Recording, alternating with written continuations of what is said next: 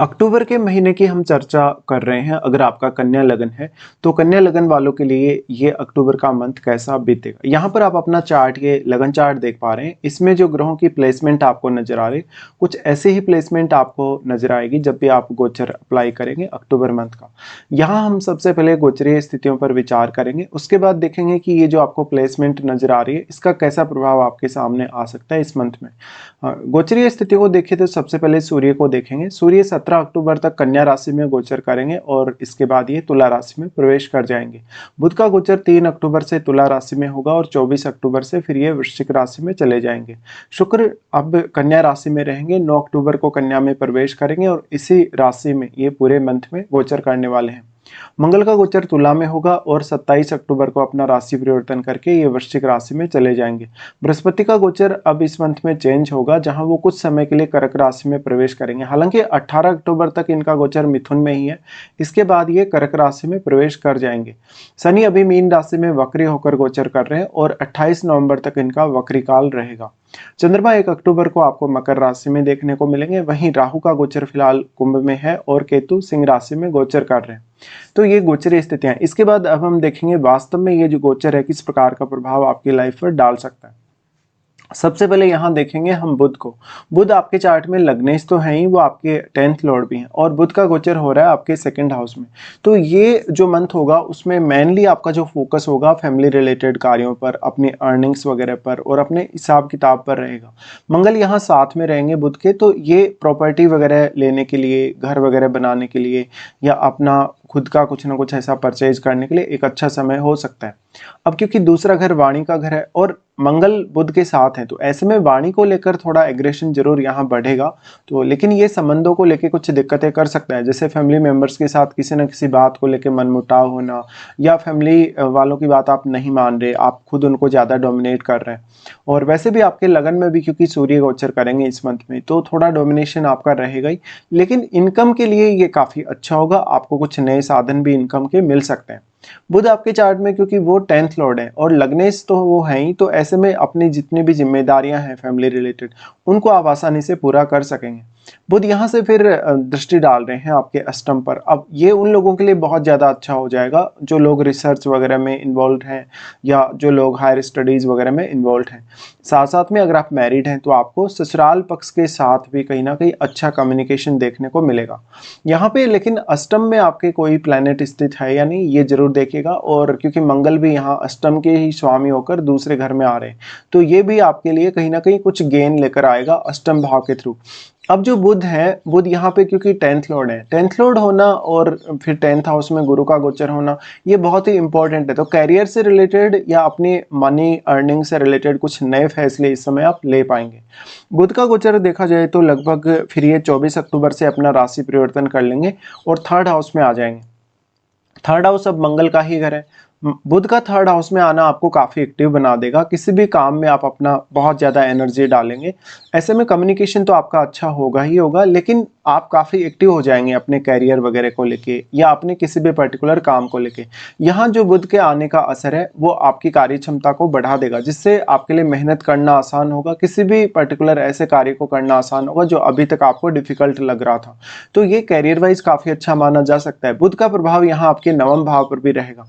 9वें भाव पर जो बुध का प्रभाव है, इसकी वजह से उन लोगों को ज़्यादा फायदा मिलेगा जिनको विदेश यात्रा करनी है या जिनको अपनी हायर स्टडीज़ को आगे बढ़ाना है। इसके बाद हम देखेंगे शुक्र को। शुक्र आपके चार्ट में दूसरे घर के स्वामी और 9वें घर के स्वामी हैं।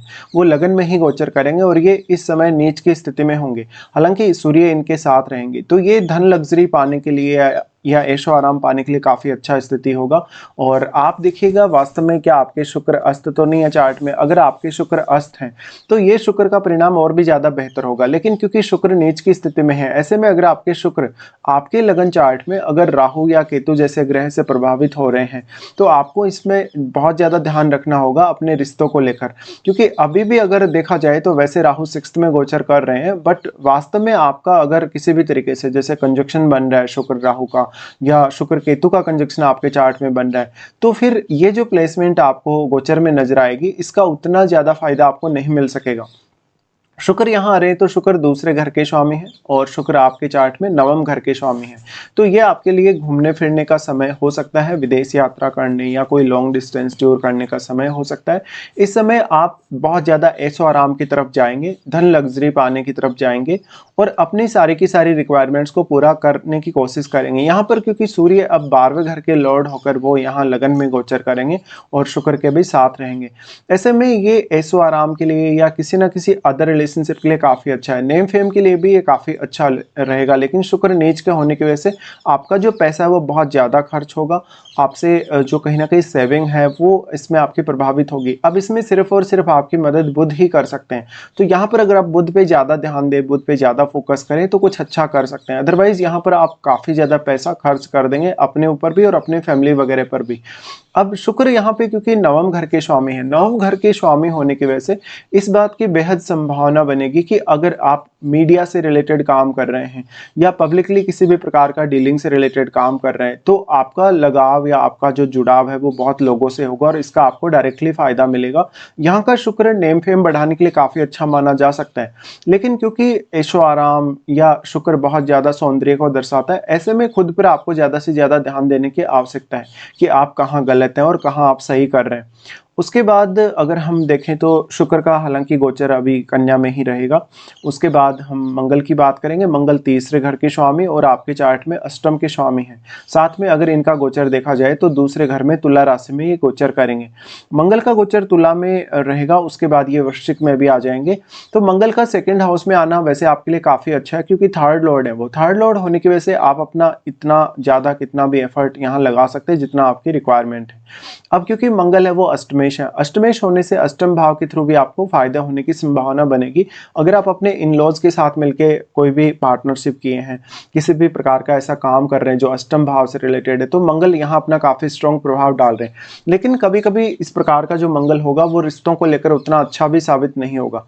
ये संभावना तब बन सकती है जब आपका मंगल या तो चार्ट में राहु से प्रभावित है या केतु से प्रभावित है। तो मंगल का सेकंड हाउस में आना मेनली आपकी वाणी पर बहुत ज्यादा प्रभाव डालेगा। तो वाणी को लेके ही आपको ज्यादा से ज्यादा यहाँ ध्यान रखने की आवश्यकता पड़ेगी। अब क्योंकि मंगल थर्ड लॉर्ड है, थर्ड लॉर्ड होकर जब इस प्रकार से मंगल आ रहे हैं सेकंड में, तो अपनी फैमिली से आप बहुत कुछ चाहने वाले होंगे, बहुत कुछ एक्सपेक्ट कर रहे होंगे और वैसी वैसी जो आपकी एक्सपेक्टेशन है वो पूरी होने वाली नहीं है। ऐसे में थोड़ा सा खुद पर कंट्रोल रखना जरूरी है। मंगल फिर आपके थर्ड में ही आ जाएंगे। इनका ये जो गोचर होगा थर्ड में 27 अक्टूबर से होगा। 27 अक्टूबर से आपके लिए किसी भी पर्टिकुलर काम को करना बहुत आसान हो जाएगा क्योंकि मंगल अपना एनर्जी यहाँ डिपॉजिट करेंगे थर्ड हाउस में। तो आपके लिए मेहनत करना आसान होगा, हार्डवर्क करना आसान होगा और काफ़ी फास्ट आप डिसीजन ले पाएंगे। मंगल जो अभी क्योंकि सेकंड में अभी ट्रांजिट कर रहे हैं तो सेकंड से इनका जो डायरेक्टली प्रभाव है वो आपके पंचम पर पड़ेगा। पंचम पर पड़ने की वजह से संतान, आपकी लव लाइफ, आपकी एजुकेशन वगैरह इन सब के लिए मंगल काफ़ी अच्छे साबित हो सकते हैं। मंगल का यहाँ प्रभाव होने से आप काफ़ी तेज़ी से निर्णय लेने वाले होंगे और लाइफ में काफ़ी प्रैक्टिकल तरीके से विचार करेंगे किसी भी बात पर। तो ऐसा मंगल रिश्तों को लेकर तो उतना अच्छा नहीं होगा, लेकिन फिर भी आपके टैलेंट को लेके, आपके एजुकेशन को लेके आप काफ़ी तेज़ी से आगे बढ़ते हुए नजर आएंगे। मंगल का प्रभाव आपके अष्टम पर रहेगा। अष्टम भाव के थ्रू भी यहाँ पर आपको मंगल काफ़ी फायदा देंगे, जिसकी चर्चा अभी हम शुरू में कर चुके हैं। मंगल का दृष्टि फिर नवम पर पड़ेगा। नवम पर मंगल का दृष्टि का पड़ना ये लंबी दूरी की यात्रा को बताता है, किसी भी प्रकार के आध्यात्मिक टूर या विदेश यात्रा को बताता है। मंगल फिर जब थर्ड हाउस में आ जाएंगे तो ये आपके कार्य क्षेत्र में आने वाली समस्याओं को दूर करने में महत्वपूर्ण भूमिका निभाएंगे क्योंकि इनका दृष्टि फिर आपके सिक्स्थ पे रहेगा। मंगल का थर्ड हाउस में आना लेकिन आपको ज्यादा एनर्जेटिक बना देगा। साथ में मंगल का प्रभाव नवम भाव पर भी रहेगा और 10th पर भी रहेगा। ऐसे में करियर के लिए ये मंगल काफी ज्यादा अच्छे साबित हो सकते हैं आपके लिए। और क्योंकि अभी यहाँ जो गुरु हैं वो फिलहाल आपके 10th में ही ट्रांजिट कर रहे हैं और यहाँ पर वो आपके चार्ट में 4th लॉर्ड और 7th लॉर्ड होके, लेकिन 18 तारीख को यहाँ गुरु अपना राशि परिवर्तन कर लेंगे। तो जब तक यहाँ मंगल का दृष्टि पड़ेगा तब तक यहाँ से गुरु बदल जाएंगे, अपना राशि परिवर्तन कर लेंगे, जिससे अब यहाँ आपको गुरु की ही एनर्जी जो है वो आपके 11th हाउस में मिलेगी, लेकिन मंगल का एनर्जी का जो प्रभाव है वो 10th हाउस पर पड़ेगा। इसलिए कैरियर को आप काफी तेजी से आगे बढ़ा पाएंगे। इसके बाद हम बृहस्पति के बारे में बात करते हैं या गुरु के बारे में बात करते हैं। गुरु आपके चार्ट में 4th लॉर्ड और 7th लॉर्ड है, ये आ रहे हैं अब क्योंकि 10th हाउस में है फिलहाल 18 तारीख तक। तो कैरियर को लेकर अगर आपको कोई बहुत महत्वपूर्ण फैसला इस समय लेना है तो आप वो ले सकते हैं। यहाँ यहाँ पे करियर को लेकर किसी भी प्रकार की समस्या आ रही है, बाधा आ रही है, निर्णय नहीं ले पा रहे हो या करियर को तेजी से आगे नहीं बढ़ा पा रहे हो, तो ऐसे में आपके जितने भी पेंडिंग काम अभी बच गए हैं 18 तारीख से पहले पहले आपको पूरे कर लेने चाहिए। और करियर में अब आपका आगे का क्या व्यू है, अपने करियर को आप चेंज करेंगे या जैसे अभी आप करियर में हैं वैसे ही रहेंगे, ये सब आपको सोचना होगा। अब गुरु क्योंकि वो 4th लॉर्ड हैं तो घरेलू कार्यों पर भी उतना ही ज़्यादा आपका ध्यान रहने वाला है। साथ में सप्तमेश है गुरु, सप्तमेश होने की वजह से आपके पार्टनर का भी काफ़ी अच्छा रोल निकल के आ सकता है आपके करियर के लिए। तो आपके पार्टनर से कोई भी अगर आपको एडवाइस मिलती है करियर के लिए तो वो एडवाइस भी आपको माननी चाहिए। गुरु उसके बाद अगर देखा जाए यहाँ से वो अगर दृष्टि के हिसाब से सोचें तो आपके 2nd हाउस को प्रभावित कर रहे हैं, यहाँ पर वो दृष्टि डाल रहे हैं। तो ऐसा गुरु नेम फेम के लिए तो अच्छा होगा ही क्योंकि सप्तमेश होके 10th में आए हैं और ये आपके अर्निंग्स के लिए भी अच्छा होगा, मनी मैनेजमेंट के लिए भी काफ़ी अच्छा होगा। तो फैमिली के साथ किसी भी प्रकार का डिस्प्यूट है, अगर फैमिली के साथ किसी भी प्रकार का विवाद चल रहा है, सही संपत्ति को लेके चल रहा है, धन वगैरह को लेके चल रहा है, तो थोड़ा सा यहाँ आपको गुरु का सहयोग मिल जाएगा। गुरु का दृष्टि फिर 4th हाउस पे है, 4th हाउस पे इनका दृष्टि आपके लिए सबसे ज़्यादा अच्छे से काम करेगा। हालांकि आपके 4th हाउस में कोई भी क्रूर ग्रह नहीं होना चाहिए, अगर ऐसा होगा तो फिर गुरु का प्रभाव बदल सकता है। गुरु का यहाँ दृष्टि का होना आपको घरेलू कार्यों में काफ़ी सहायता प्रदान करेंगे। साथ ही ये 6th हाउस पे दृष्टि डालेंगे, 6th हाउस पे दृष्टि डालें तो अब क्योंकि राहु यहाँ गोचर कर रहे हैं और ऐसे में आपका फॉरेन से कुछ कनेक्शन हो, आपके प्रोफेशन का या आपका बिजनेस अगर है तो बिजनेस का भी, ऐसे में गुरु का आपको काफ़ी फायदा मिल सकता है। यहाँ पर राहु पर गुरु की दृष्टि के होने से राहु के रिजल्ट और भी ज़्यादा बेहतर होंगे। तो 6th हाउस से संबंधित मामलों में गुरु की आपको काफ़ी हेल्प मिलेगी। फिर 18 से अपना राशि परिवर्तन कर रहे हैं गुरु और जा रहे हैं 11th में। 11th में गुरु का आना बहुत ही ज़्यादा अच्छा साबित होगा। ये समय में आपके पास कोई नया इनकम सोर्स आ सकता है और आप काफ़ी तेज़ी से पैसा अर्न करना शुरू कर सकते हैं। ये आपकी संतान पक्ष के लिए, आपकी एजुकेशन के लिए और बाकी सब अन्य मामलों के लिए जहाँ जहाँ भी अभी आपके काम अधूरे रहे या आपकी कुछ ऐसी अपेक्षाएं थी जो पूरी नहीं हुई, ऐसे में आप बेहतर कर पाएंगे। यहाँ से गुरु का दृष्टि 3rd हाउस में पड़ेगा जहाँ मंगल रहेंगे 3rd हाउस में, तो ये बहुत ही एक हार्ड वर्किंग फेज होगा। साथ ही आप कितना भी रिस्क इस समय ले सकेंगे, काफ़ी कैलकुलेटेड तरीके से आप रिस्क लेने वाले होंगे। मंगल यहाँ पर क्योंकि 3rd हाउस में रहेंगे तो ये थोड़ा रिश्तों के लिए अच्छा नहीं रहेगा, लेकिन फिर भी मंगल के जो प्रभाव हैं कहीं ना कहीं थोड़े शुभ हो जाएंगे गुरु की दृष्टि की वजह से। गुरु का जो यहाँ प्रभाव पड़ रहा है वो आपको कुछ नया करने, कुछ बहुत इनोवेटिव करने, हार्डवर्क करने और कुछ नया सीखने में मदद करेगा। साथ ही गुरु का दृष्टि आपके 5th पर रहेगा जो कि संतान पक्ष के लिए, आपका एजुकेशन के लिए, कहीं ना कहीं आपके सोचने, विचार करने और आपकी मेमोरी के लिए अच्छा रहेगा। फिर गुरु का दृष्टि आ जाता है 7th पर। 7th पर गुरु का दृष्टि काफ़ी इंपॉर्टेंट होगा क्योंकि यहाँ पर वो उच्च के होकर दृष्टि डाल रहे हैं, तो ये मैरिड लाइफ और रिलेशनशिप के लिए अच्छा साबित हो सकता है। जो भी लोग अभी अभी मैरिज हुआ जिनका, उनके लिए थोड़ा ज़्यादा बेहतर समय होगा। और यहाँ पे अगर आप अभी मैरिज नहीं किए तो मैरिज के लिए भी प्लानिंग्स कर सकते हैं अभी फिलहाल। तो ये गुरु आपको ज़्यादातर केस में तो फेवर ही करेगा। अब 11वें घर में क्या कोई ग्रह आपके चार्ट में ऑलरेडी आपके जन्म के समय का स्थित है तो उस ग्रह के हिसाब से भी आप विचार कर लीजिएगा। उसके बाद हम देखेंगे शनि को। शनि आपके चार्ट में 5th घर के स्वामी और 6ठे घर के स्वामी है। शनि का गोचर हो रहा है 7th में, लेकिन क्योंकि शनि अभी वक्री स्थिति में है इसलिए शनि को यहाँ बहुत ज़्यादा नकारात्मक प्रभाव नहीं डालेंगे, ना ही आपके कार्यों में डिले करेंगे। दूसरी तरफ क्योंकि गुरु का दृष्टि भी यहाँ रहेगा, सूर्य का दृष्टि भी यहाँ है, शुक्र का दृष्टि भी यहाँ पर है, तो ऐसे में 7th भाव को लेकर कोई बहुत ज़्यादा आपको प्रॉब्लम्स नहीं आने वाली। बट शनि 7th में है तो बहुत ज़्यादा डेडिकेशन और अनुशासन आप में और आपके पार्टनर में लाने वाले हैं। शनि यहाँ पे 6ठे घर के स्वामी, तो 6ठे घर से जुड़े हुए मामलों में आपको आपका पार्टनर मदद कर सकता है। तो 6ठे का जो यहाँ पर प्रभाव है कहीं ना कहीं वो आपके 7वें में रहेगा क्योंकि शनि इस हाउस के स्वामी है, इसलिए पार्टनर के साथ थोड़ा अंडरस्टैंडिंग अगर आप प्रॉपर बना के चले तो बहुत अच्छा हो सकता है। शनि का प्रभाव भाग्य स्थान पर रहेगा क्योंकि इनका 3रा दृष्टि है यहाँ पर, लेकिन भाग्य में किसी भी प्रकार का अवरोध यहाँ शनि उत्पन्न नहीं करेंगे। साथ ही आपके लगन पर भी इनका प्रभाव है, बट लगन में तो आपके सूर्य और शुक्र दोनों ही कंजक्शन में रहेंगे। ऐसे में आपके लिए भी ये साबित होने वाला है कि यहाँ शनि का जो क्योंकि वक्री होकर अपना प्रभाव डाल रहे लगन पर, तो यहाँ सूर्य का ही प्रभाव ज़्यादा पड़ेगा आपके लगन पर और साथ में सूर्य भी अपना प्रभाव 7th हाउस पर डाल रहे हैं। तो शनि सामने बैठे हैं और शनि और सूर्य में आपस में काफ़ी शत्रुता है।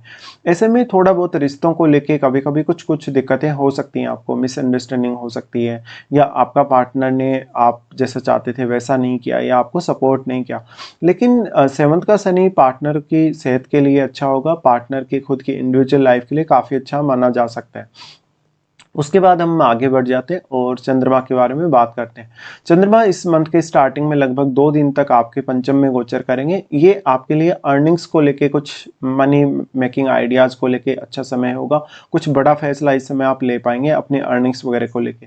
साथ में ये संतान पक्ष के साथ आपका बेहद लगाव दर्शाता है, लेकिन जो कैप्रिकॉर्न का मून होता है वो बहुत ज़्यादा प्रैक्टिकल ही बनाता है, उतना इमोशनल इंसान को बनाता नहीं। चंद्रमा फिर सिक्स्थ में आ जाएंगे। सिक्स्थ में आ जाएंगे तो अचानक से आपके ऊपर कोई आर्थिक रूप से समस्या आ सकती है या कोई कर्ज लेने के बारे में आप सोचेंगे, तो यहाँ पर भी आपको थोड़ा अलर्ट होना पड़ेगा। चंद्रमा के यहाँ आने से आपका एफर्ट बहुत ज़्यादा बढ़ जाएगा, आपकी लालसा या आपकी इच्छा भी काफ़ी तेज़ी से बढ़ जाएगी। तो ऐसे में खुद को थोड़ा कंट्रोल में रखना आवश्यक है। चंद्रमा फिर प्रवेश करेंगे सप्तम में, जहाँ पर क्योंकि वो 11th हाउस के लॉर्ड होकर यहाँ आ रहे हैं। ऐसे में सप्तम भाव को लेकर आप काफ़ी सीरियस रहने वाले हो। तो चंद्रमा का प्रभाव ऑलमोस्ट यहाँ पर अच्छा ही साबित होगा, लेकिन क्योंकि इन ग्रहों का प्रभाव भी चंद्रमा पर काफ़ी स्ट्रांगली पड़ेगा, ऐसे में थोड़ा यहाँ पर आपको संयम से काम लेना होगा। उसके बाद हम सूर्य को देखते हैं। सूर्य आपके चार्ट में 12वें घर के स्वामी और लगन में गोचर कर रहे हैं। लगन में ऑलमोस्ट इनका गोचर 17 अक्टूबर तक ही है। तो 17 अक्टूबर तक उन लोगों के लिए जिनको विदेश जाना है, विदेश में सेटल होने का प्लान कर रहे हैं अगर आप, या फिर कोई भी प्रकार का बहुत क्रिएटिव वर्क आप कर रहे हैं 12वें घर से रिलेटेड, तो थोड़ा सा आप ज़्यादा ध्यान दे सकते हैं।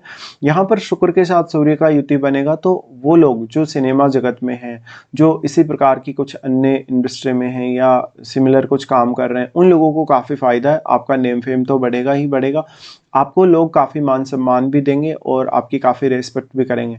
तो आप जिस भी पर्टिकुलर फील्ड में हैं, अगर आपने शुक्र से रिलेटेड फील्ड चुना हुआ है तो आपको ज़्यादा फायदा होने के चांसेस हैं। सूर्य यहाँ पर आपको थोड़ा इगोइस्टिक बना सकते हैं। सूर्य फिर प्रवेश करेंगे सेकंड हाउस में, जहाँ पर वो मंगल और बुध के साथ आ जाएंगे। ऐसे में आपको काफ़ी सारी प्रॉब्लम्स यहाँ होने वाली हैं, क्योंकि एक तो आपके खर्चे बढ़ जाएंगे, आपके रहन सहन और आपके खान पान को लेकर आप काफ़ी सीरियस होने लगेंगे। फैमिली मेम्बर्स से भी आपकी कुछ अपेक्षाएं बढ़ जाएंगी। यहाँ का लेकिन जो सूर्य रहेगा वो अष्टम भाव के लिए काफ़ी अच्छा साबित होगा। जैसे कि आप हायर स्टडीज़ की तरफ जा रहे हैं, आप कोई रिसर्च वर्क कर रहे हैं, उसमें सूर्य का जरूर आपको सपोर्ट मिल सकता है। इसके बाद अब हम राहु और केतु के बारे में कोई भी विशेष चर्चा नहीं करने वाले।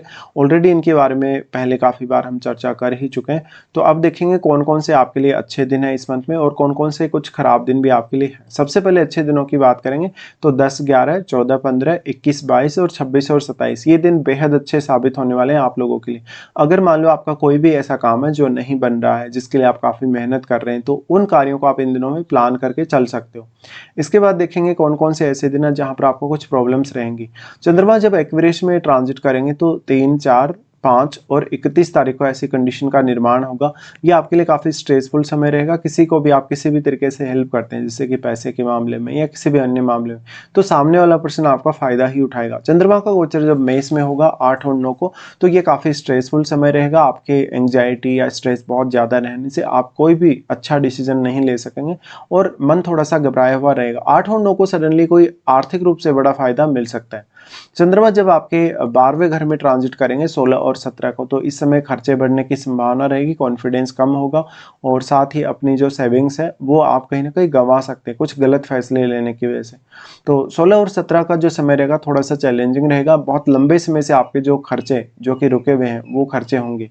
तो ये कुछ दिन है जहाँ पर आपको ज़्यादा डिफिकल्टी आ सकती है। फिलहाल हम पूरा डिस्कशन कर चुके हैं। आपको वीडियो देखने के लिए धन्यवाद।